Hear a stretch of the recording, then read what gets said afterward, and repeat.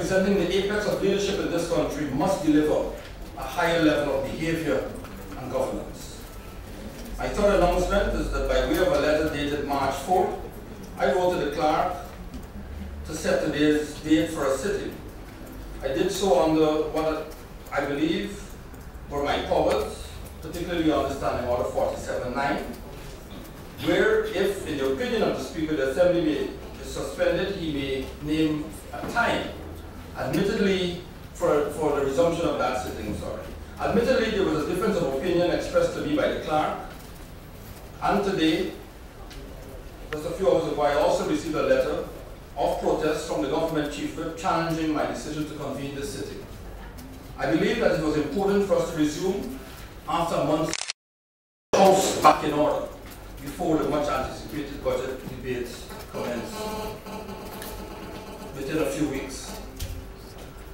Also, by way of announcement, I have on behalf of the entire National Assembly expressed condolences on the tragic passing of President Hugo Rafael Chavez Frias.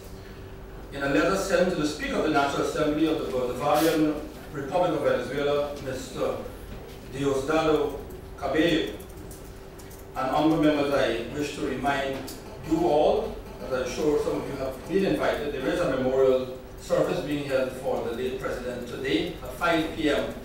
at the Cathedral of the Immaculate Conception. Members may wish to attend if they feel the need to. A letter of congratulation has also been sent to Comrade Zhang Dezhang, who was elected chairman of the 12th National People's Congress Standing Committee on 14, yesterday's date rather, of China, that is, China's top legislature. Born in 1946, Mr. Comrade Zhang is a member of the Standing Committee of the Political Bureau of the Communist Party of China and of the Central Committee. Honorable members, in observance of Commonwealth Day 2013, the National Assembly held a number of activities to commemorate that day, which was observed on Monday last, the 11th of March. The Commonwealth of Nations is a voluntary association of 54 countries with 170 parliaments and assemblies within its Commonwealth Parliamentary Association. This year's theme was Opportunity Through Enterprise. The initiatives organized by the Ghana branch of the Commonwealth Parliamentary Association were many, and they included, firstly, a simple handing over ceremony of books and materials, which were handed over by the British High Commissioner, His Excellency Mr. Andrew Eyre, who made a presentation on behalf of the United Kingdom House of Commons. The delegation that visited last year was shown this pile of books, and we were promised that they would be delivered, and so we thank the Parliament of the United Kingdom for their books. This afternoon I will have them shared out between the parties. A tour of several schools was also organized. Ketley Primary School, Smith Memorial Primary School, St. Sibyl Primary School, Sophia Special School, St. Stanislaus College, St. Mary's Secondary School, Central High School, and the Kuru Training Center on the Suicide Linden Highway. Also, we had a debate held in this very chamber, which was organized in partnership with the Commonwealth Youth Program and the University of Guyana to debate the and I quote, the movement of skilled labor from several regional Commonwealth territories to developed countries is cause of great concern. Governments in regional Commonwealth territories do not have enough conditions in place to curb this problem. We had a lively debate, and at the end of which Mr. Michael Javert of the Faculty of Law was adjudged the most outstanding and best speaker, and the competing faculties of the University of Guyana were the School of Education and Humanities competing against the Faculty of Law. The Faculty of Law won the debate. On the evening of the 11th of March, on Monday, there was also an evening of music, food, dance, and drink celebrating the rich diversity of the Commonwealth. This was held at the Umanayana, was well attended, and everyone thoroughly enjoyed it. And finally, and most recently, just before, about 5 minutes to this afternoon, there was a tree planting ceremony which was held just prior to the convening of today's session. An almond tree was planted in the grounds of the Assembly to celebrate and to honor the values of the Commonwealth, which are democracy, freedom, peace, the rule of law, and opportunity for all of its 2 billion people who comprise all faiths and ethnicities. On Thursday, March 7th, as well by way of announcement, the National Assembly, in keeping with its tradition begun last year, observed International Women's Day with a lecture and luncheon held at the Tower Hotel The lecture, considered a seminal one on women's involvement in Guyana's politics, was delivered by senior lecturer Ms. Cecilia McCalmont of the University of Guyana, and at the luncheon, 4 women were recognized for their long service to the National Assembly: Ms. Gail Teixeira, Mrs. Indra Chandapal, Mrs. Clarissa Reel, and member staff, Ms. Olga Era. Members will recall that last year, Ms. Amna Ali and Ms. Jaitun Hanif were honored for their long service. And I wish to personally thank all those who organized these wonderful events, Mr. Isaacs and staff, and all the members of Parliament who participated. A letter from Mr. Bassett Williams, Member of Parliament, saying that he wished to rise on a point of order before I make any announcements and to be heard. And after extensive discussion in my chambers with the clerk present and senior members of both sides of the House, I have determined that my announcement is just an announcement because it is my opinion, based on all of the precedents that I've seen, that the ruling is issued, and I just formally announce that I recognize the right of Minister Roby to speak, and Mr. Williams, if he wishes, may now rise on a point of order. In fact, you rule on a point of order made by the Honorable Attorney General. And no matter arguments on both sides, we then got your ruling. No disrespect is meant because this is a learning experience. I wish to submit that this is not a Westminster model parliament. This parliament is different from any other parliament within CARICOM and the Commonwealth Caribbean. We have an executive presidency, and that's what brought this, that is what brought us to this point, where you could actually have a president in government, but the opposition in the majority in the parliament. No, this is once in 1,000 years. It wouldn't happen in CARICOM because under their constitution, the Governor General, who's titular, or the President, who's titular, would invite the majority party, whether in coalition or singly, to form the government. So you wouldn't have, for example, the government would never bring a motion of no confidence in an opposition MP because an opposition MP does not spend the people's money, the taxpayers' money.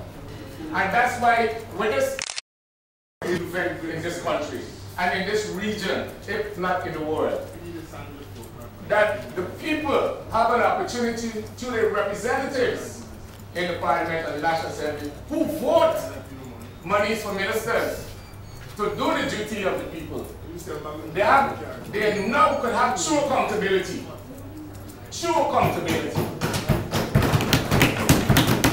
In addition to that, following on the judgment of the recent judgment of the Learning Chief Justice, Mr. Chan,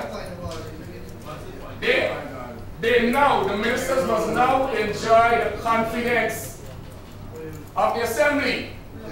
So there are two issues, and if they don't perform, and if they spend the money in a way that the people are not benefited, the people have a right to bring them to account. And so we reach at this point.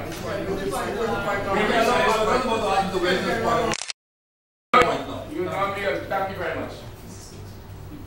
So, Mr. Speaker, in this Parliament, we must never ever let partisan views subvert the democratic nature of this Parliament. This is a democratic Parliament. We want to move this Parliament from the paradigm it was in for the last 20 years and bring about a new paradigm in this country. And we are saying that we must, and we are entitled to be heard when decisions and rulings are going to be made in relation to matters that we bring before this honorable House. Now, Mr. Speaker, my respectful submission is that you are the authority for procedural matters. You are the final voice for procedural matters. And this is supported by all the readings. I refer you to the Parliament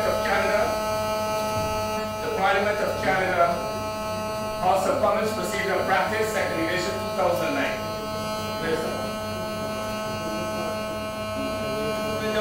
Let me take something. I think it's your phone.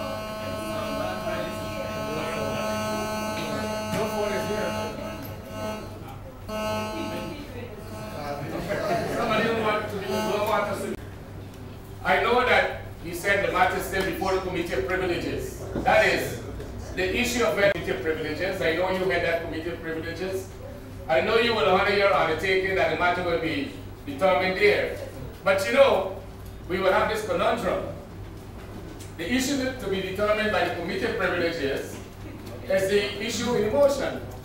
Whether Mr. Roy could speak. No, you want to the issue. This House has powers to restrain a member or whether it be member or minister from speaking or party. That is the issue, not whether or not this particular person. What powers does the Assembly have vis-a-vis a member and whether that member is minister? Our motion says that is on the agenda for the Privileges Committee. It's not what we raised in our motion? I think maybe we will get a copy, Ms. West. Yes, sir, we need to clarify that because we're saying. Decided that I could not. We spoke of precedent. There is a case particularly on point out of Australia, which I would recommend, Greenland, the Attorney General, that you look at. Honourable members, in my opinion, the ruling is the ruling, and the members as I have advised, they bring a substantive motion to overturn it. Thank you very much. Mr. Clark? Presentation of petitions. One second, Mr. My apologies, honourable members. Honourable members, I wish to, I'm sure on behalf of the entire Assembly, make the announcement that a former member of this House, Mr.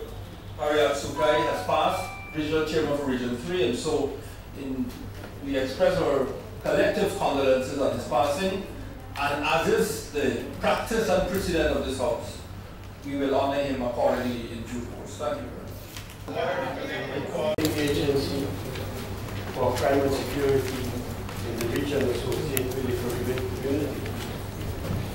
The statistics show that Guyana ranks behind Jamaica, Trinidad and Tobago in respect of seizure of firearms in the region. Up to the year 2011, Mrs. Speaker, in Jamaica, 2,889, 187 firearms were seized over that period. Between 2006 to 2011. For Trinidad and Tobago, between the same period, 1,226, 383 firearms were seized in that jurisdiction.